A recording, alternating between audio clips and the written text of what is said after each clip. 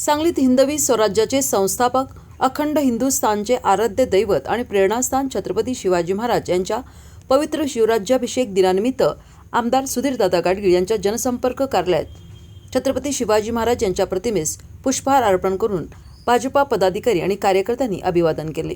या प्रसंगी बोलताना आमदार सुधीरदादा गाडगीळ म्हणाले की छत्रपती शिवाजी महाराज हे केवळ एक राजे नव्हते, तर ते व्यवस्थापन, शौर्य आणि लोककल्याणकारी राज्यकारभाराचे जागतिक प्रतीक आहेत। त्यांनी शून्यातून स्वराज्य उभे केले आणि 18 पगड जातीच्या अफाट जनतेला एकत्र आणून सुरक्षित आणि न्याय समाज निर्माण केला।